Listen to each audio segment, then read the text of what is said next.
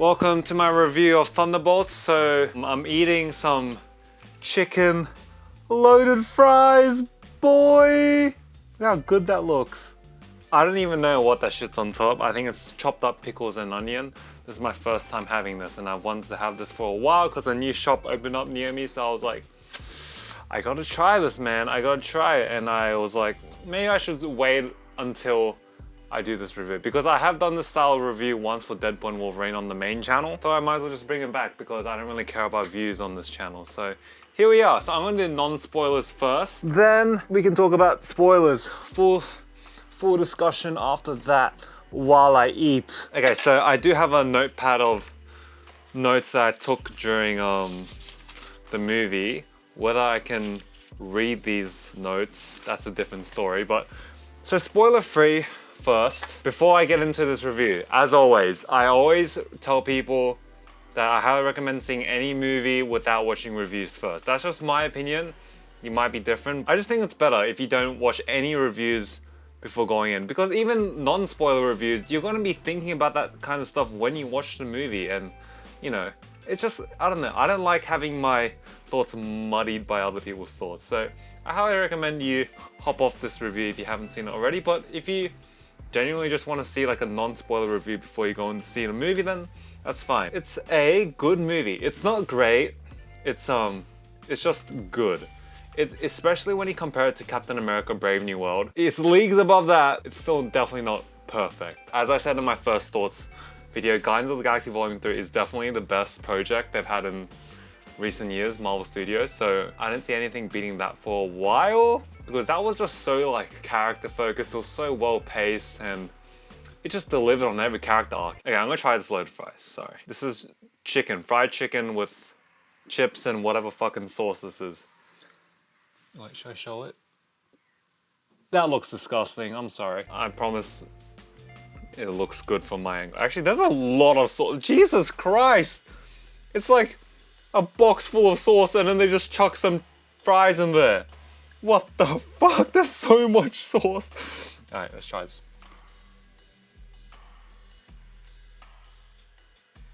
I don't know if it's because I'm hungry, but man, that's fucking good. Alright, so what else do I need to talk about? Okay, so let's talk about the good. The good actors are all great. I know Bob, he was originally meant to be played by Steven Yeun, and to be honest, I wish I didn't know that, because that's all I could think of. Like, it's such a Steven Yeun role. All I could think of about was, damn, Steven Yeun would be pretty good in this role. But the guy that they got, what was his name? Lewis Pullman, I think? He did a great job. All the actors do a good job. Florence Pugh, if you've seen any other like headlines about reviews for the movie, Florence Pugh is the best actor. She's an S-tier actor, you know what I mean? Like, she's like Oscar level actress, and like the way she just pulls emotions through her face and eyes is fucking insane. What a generational talent. Is there anything else about the actors I should mention? I don't think so. Everyone does a pretty good job. It's just that the characters, they do rely on you to watch past projects to know them. So you don't really get that deep into each of the characters. So, fair warning, I guess.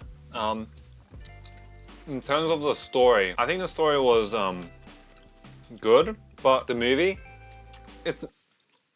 sorry, I'm gonna finish chewing before I fucking continue talking. I think the movie, it's missing a second act. I'll get into more of it into spoilers, but it's just missing a meaty midsection. Cause you kinda go from meeting all the characters, then you kinda just go into the final act, and I wish there was like some midsection, and I think that really kind of makes the movie feel a bit empty. Like, it doesn't have the meat in the sandwich. You know, I think the characters really carry this movie. Excuse the alliteration there, but what else? The CGI. The CGI is better than the usual Marvel movie, but there is one scene where, oh my god, if they just... Usually the case of bad CGI is that they couldn't decide on how something was gonna look, so they kept changing it and it ends up looking like shit. There's this one scene in particular. The CGI was pretty shit in that scene, but if they had the right CGI, oh my god, that would have been a standout scene from the entire MCU. I hope people who have seen the film know which scene I'm talking about. Man, if they nailed that CGI, it would have been so good. Such a good scene, but unfortunately the CGI wasn't all there. The asterisk, do they explain it? Yeah, they do, I guess. They explain where the name Thunderbolts comes from, but the asterisk, there is a reason why it's there. You find out in the movie. Bro, there's so much sauce in this. Jesus Christ, it's like I'm eating soup. I don't want this to fucking fall out, but... Yeah, I think that's all I have to say for non-spoilers. Yeah, I've seen a lot of articles saying like, oh, it's the best since Endgame or whatever. No, wait, no, not articles. Marvel used that fucking promotional line in one of the ads. I was like, really? Are you sure you want to say that? That's just really like playing into the narrative that you don't want. Like that Marvel's fallen off since Endgame. Like, why would he even say that? Whatever. Yeah, I think that's about it for non-spoilers. I would give this movie a 7.5. I did give it a 3.5 out of 5 on my letterbox, but I would give it a 7.5. And I think I'm being a bit lenient, to be honest. You know, I enjoyed it. I like the character interactions, and that really sold the movie for me, I think. Especially when you compare it to past Marvel projects. Yeah. Okay. Spoilers. Okay, we're gonna talk about spoilers. All the juicy bits, and I'm just gonna go through my notes, and hopefully I don't miss anything. I'm pretty sure I wrote everything down that I want to talk about during the movie. Let's get into it, alright? So, final warning, please hop away if you haven't seen the movie, because you're gonna have no idea what the fuck I'm talking about. If you're a Marvel fan, I think it's worth seeing. Solid entry in the MCU. Okay, so first thing to note is that they changed the intro, the Marvel Studios intro. I think this is just for this movie. And I'm not talking about the black covering the logo, the void or whatever. I'm talking about like the panels, like they don't have the actors and all that. It was comics. I think, was it Sentry comic panels? I'm not entirely sure, but that was interesting. If it was Sentry, it's probably like a reference to how Sentry was always in the comics from the very beginning, you know, whoa. Something like that. All right, cool opening here. I think that's referring to Yelena's fight scene in the corridor. That was pretty cool. It was nice to see that. Dude, Florence Pugh's hair is it's pretty wild in this movie. It's good. It was distracting to me, to be honest. You know, not in the bad way though. Like, because you can see like her roots, her brown hair come out, and like it changes throughout the movie. But she does look really good with blonde hair. So when the Thunderbolts first meet in that room, that was pretty cool. The fight scene of them going after one another, that was pretty sick. But my next point, Taskmaster got offed immediately. Not even like a dramatic fashion or anything. Like, wow. I know we all expected Taskmaster to die, but not like that. I thought it would be at least to like show something or to like drive the plot forward, but that was literally just like, let's throw her in there and get rid of her immediately. There was literally 0 point in having her there. Like, that was insane. Because I think most people thought that her death would be used to show someone's powers, like Sentry's first powers or something. But nope, just shot in the head. How is your helmet not bulletproof? What the hell? That was so bizarre. No lingering impact of the death or anything. Like, that was actually just so weird. Borderline confusing. But okay, I guess no more Taskmaster in the Marvel movies. I doubt they're gonna bring Tony Masters in. RIP to the Taskmaster fans. You are not getting your wish today. Look at this perfect fork of chips and chicken. By the way, we call fries chips in the Australian UK and stuff. Alright, next. Florence Pugh is great at acting, which I already mentioned earlier, but it's so true. She is fucking stellar. I'm not gonna get into that again, because I already said, but she's great. Oh yeah, when the soldiers barge into there, right, into the facility to take the rest of them out. The fact that they were using lasers, like laser pointers, to aim, I'm like, aren't you guys like top of the top of any like military operation? Why are you still using lasers? That's a bit like amateur hour, isn't it? I don't know anything about guns, so. I love John Walker in this. He's such a fucking asshole. But he was so funny, man. He was really good in this movie. Sentry's first reveal, when they gunned them down, which, listen, it didn't really make any sense because he had like 50 guns and you're gonna shoot an unarmed person? Really? That's a bit much. Yeah, that reveal when he stands back up and he just flies up. Oh, that was pretty sick. I can't lie. That was pretty sick. That was a pretty sick character introduction. This is probably so many calories, but fuck it. The cactus berry thing was so random. You know when they escape and John Walker like gets like cactus berries or whatever? I feel like that's a reference to Beef, because if you didn't already know, lots of the team from Beef, the Netflix miniseries, they worked on this movie, including the director. And there is a scene in Beef that involves eating berries in like the canyon area. I thought it was a reference to that, but otherwise it was just so random. Listen, I wrote in my notes, not the Avengers boy. No clue what I'm referring to there, but oh well. Seeing Bucky show up, that was pretty cool. He wasn't really that much of a character in this. I feel like they could have given him a better story arc and more drive and reason as to why he wants Val incarcerated, but he was okay, I guess. Maybe he could have had more of a connection to Bob before he went super crazy, but this really was Florence Pugh's movie, and Bob's, I guess. Sebastian Stan, he's good, but the character wasn't all there for me. It was more about his chemistry with the other characters that made this movie work well.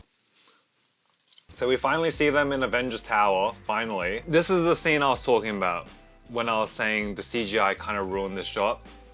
It's when they first fight Sentry for the first time. It's like a one take, right? Like they're all going after him and he just fucking swats them all away. But the CGI, man, it was a bit goofy, man. It was a bit rough.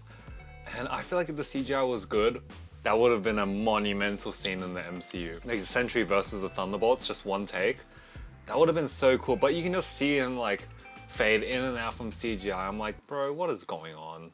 Like, come on, like it was still cool. But speaking of Sentry, I like this character. I think I like this character. The costume, the peak definition of an MCU costume. Lots of lines, but I get it. It's because like, oh, they manufactured this hero to look like as much of a hero as possible. So can't cry about it too much there. I found Bob's wig also distracting as well. I'm just being like overly critical right now, but like I did. That's just the truth. And you know, when he went to blonde, also noticed the wig, like the line on his forehead where it separates from his skin to the wig. And for some reason, at the end of the movie, so I'm jumping around, but at the end of the movie, he doesn't have bleached hair anymore when he turns back good. What is that about? I don't know. When John Walker was like, he turned my shield into a taco, dude, that got one of the biggest laughs in my cinema theater. When it was a pretty like like out of nowhere line. And I don't know, that was funny. The assistant girl, Mel, I didn't really like get like her whole story.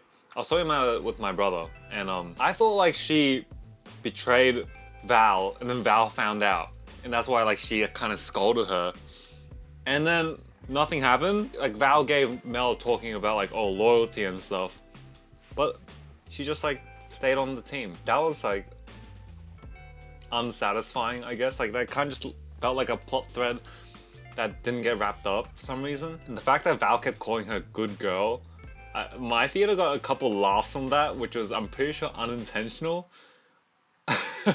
Dude, Void Sentry, he looks fucking badass, man. I can't wait for Avengers Doomsday when Doctor Doom / Evil Iron Man, he somehow takes care of Sentry in like 1 second just to show how strong he is. Whoa! I guarantee that's gonna happen or something like that, because you know, Sentry's really OP in this movie, so I can't really see, you know, Iron Man variant having a easy time with him, but somehow they'll do it so we can go, whoa, it's a Thanos vs Hulk moment where Thanos just sweeps Hulk, but except it's Evil Iron Man sweeps Sentry. Whoa, this guy's a threat. But yeah, Void Sentry looks so cool. I love how they did him, like just completely black and with the white shine in his eyes. It kind of reminds me of Sandman, the Neil Gaiman Sandman. We don't talk about Neil Gaiman anymore, by the way. When Red Guardian, he saves that little girl, and that little girl just gets zapped immediately, my theater like kind of laughed. I don't know if it was meant to be like tragic, but I don't know if it was meant to, like, yeah, I don't know if that was meant to be a comedic moment, but my theater laughed. And it was funny, like the timing of it. Okay, so they end the fight, the final act with, you know, like a battle inside the head of Bob. And, you know, no like bombastic CGI fight scene, which I always appreciate. Like they did take a different route. So, you know, props to them. Did I think it worked? I think it leaned too much into like the power of friendship aspect, you know, like you're not alone, blah, blah, blah. It was a bit corny. I mean, it was clear they weren't gonna able to beat him in a physical fight, Thunderbolts for a century. So it was pretty much the only way to go about it, but it just didn't feel, I don't know, man. It just, like, the fact that Red Guardian and Bucky were also there, like, oh, we're with you as well. You don't even know this guy. Bob doesn't even know you. Like, what, you're not friends with him? Hello? Your one interaction is when Red Guardian would sort of try to kill you. Like, sick. Good friends. That would be enough to pull you out of the void. It is also kind of unsatisfying that Val didn't get any, like, what's the word? Not punishment, reprimand. She didn't get reprimanded for all her crimes, which is, people might find a bit annoying. But speaking of that, the new Avengers. That's what the Thunderbolts asterisk was. For the new Avengers, which is pretty crazy.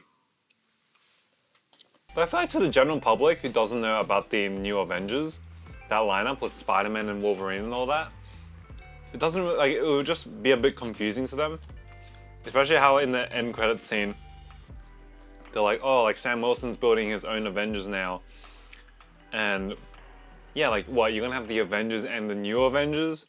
Avengers with the Z. Also kind of upset me when Bucky said that he and Sam Wilson are on bad terms over the Avengers name thing. I'm like, damn, what the hell? They broke up? The fuck? How did this happen? The book that Bob was reading at the very end, I literally have it right there.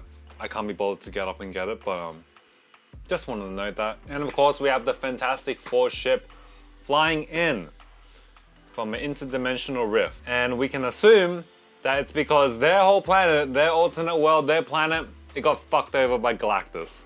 They didn't, like, that planet did not survive, and they're the only ones to make it out. I guarantee you. Otherwise, why else would they be coming? Otherwise, actually, no, they could be coming over to be like, oh, we're here to warn you about, like, this threat or whatever. I doubt it. I reckon the planet got fucked over. I reckon in Fantastic Four, Reed's plan the whole time is to get their family out. And like, cause he knows that the world is fucked. He does all the calculations and he's like, he doesn't tell anyone. He's like, yeah, there's hope. We can protect your planet. Meanwhile, he's like working on this ship that can save his family. So that's all the juicy stuff, I reckon. But isn't it weird how New York City, it gets taken over by this void, and we're just meant to assume that Daredevil and Spider-Man just aren't affected by it. Like, we won't see this addressed in Daredevil Born Again Season 2. Or maybe we will, actually. Like, that's the same New York City where Wilson Fisk is male. That's pretty insane, right? Also, speaking of New York City, the extras, I feel like they did a poor job of directing the extras. Like, they're outside after they got their asses handed to them by Sentry, and they're like arguing and shit, full in costume, and everyone's just walking past them. What? Wouldn't you be like crowded around, taking photos and stuff? Like, it just felt so weird, like off. You know what I mean? I know it's such a nitpick, but it just felt really weird. And that's the fault of the assistant director. First AD or second AD. Well, one of them, they fucked up. So unless the director wanted that, like, oh, like, it's a completely normal thing. A fucking blown up hole in the wall of the most famous building in New York City. And, yeah, and costume individuals. Just let the extras just walk past, you know? And what I meant by it lacking a second act, we go from them escaping the facility. They meet Bucky, and then they go straight to New York. It felt like that Bucky chase scene, that should have been elevated to like another action set piece. Like a bigger one with more, with a mini story within, you know what I mean? Because it was kind of missing something that happens between the facility and them all meeting, because Bucky meeting them still kind of felt like the beginning of the movie, but then we kind of just jumped to New York City, and that felt like the final part of the movie. Yeah, do you know what I mean? I don't know, but it feels like my brother said. It felt, something about the movie felt uneventful, which is fair enough, because technically you only get like 2 locations in the whole movie. It was just missing another like mini act. Like it was missing an act 2 between act 1 and 3. Like, I guess you could argue that the Bucky chase scene was the act 2, but that was like pretty short. And there wasn't any story within that fits within the overarching story. That was just like a transitionary period between act 1 and 2. You know, maybe that's just like the bitchy writer in me, but I felt like that could have been improved, but it is what it is, man. Taskmaster getting killed off was like, I just want to re-emphasize how fucking weird that was. Blank point shot to the head. That was just done so weirdly, man. I don't know. I guess it's against expectation. So like it kind of flipped my expectations, but it was such a waste of a character. Not even like going out to serve the story or to like showcase someone's like ability. It was just like, I guess, should I mention John Walker's new hat at the end? What's it called again? Starts with the B. That style of hat. Yeah, that's a downgrade. I'm sorry, man. But is that all? I can't think of anything else. Yeah, so just to summarize, I really love the character interactions, and the action was good for the most part. The Florence Pugh and Yelena's character, that was obviously the standout of the movie. Sentry was also really good. Things that dragged it down for me was, again, just nothing between Act 1 and 3 to make it feel like a complete movie. The resolution to the final conflict, it was a bit corny. You know, the power of friendship and all that. You know, like, I respect the decision they made, because they didn't, you know, going like full CGI fight scene wouldn't have ended well for anyone, and it wouldn't have made any sense. I still think they could have done that more eloquently, because it's literally just like the typical like, oh, fight your dark side, and like, we're here for you, you're not alone, which is such a repeated cliche. It was an alright time. Listen, with this many characters, it's hard to give each character their moments, but I say that, but then you see something like Guardians of the Galaxy Volume 1, or the first Guardians of the Galaxy, whatever, and that did a really good job. You know, I guess this movie didn't really have to, because they were already introduced in other projects, but like 95% of the people who are watching this movie, they haven't seen all the projects that all these characters are in, you know? So, and even if you have, it's been a minute since we've seen these characters, so I guess like the distribution of time and character arcs, it could have been better. You know, give everyone like a little mini arc. You know, it doesn't have to be big, just like they want something and then they accomplish it by the end, and they're a changed individual for the better or for the worse. All right, that's my discussion of Thunderbolts. I haven't finished these loaded fries. I'm 100% gonna finish these after I turn this off. But yeah, let me know what you think about this movie. I definitely think it was better than Deadpool and Wolverine. Definitely better than Brave New World. Definitely, did I enjoy? No, I think I enjoyed No Way Home more than this. But I think this is the better movie objectively, I think. Guardians of the Galaxy Volume 3, probably better than this. So I'm just going off projects that have come out post-Endgame. Doctor Strange 2, I didn't hate it. Like, I know a lot of people hate that movie. I thought it was fine. But not as, I would rather rewatch this than Doctor Strange 2, I think. Like, if they were both given time from the first initial viewing. Thor, Love and Thunder. Yeah, this is better, alright? I guess Black Widow was post Endgame, right? I don't know, man. It's been fucking like 6 years since Endgame. Like, it's a pointless comparison. I think I was more excited for this than Fantastic Four. I don't think Fantastic Four is gonna be that great, to be honest. I hope it's good. I don't know, just something about it just giving me like weird feelings. Let me know what you guys thought about the movie, and let me know what you liked, what you didn't like. And yeah, I'm gonna finish this delicious fucking box of loaded fries. See ya.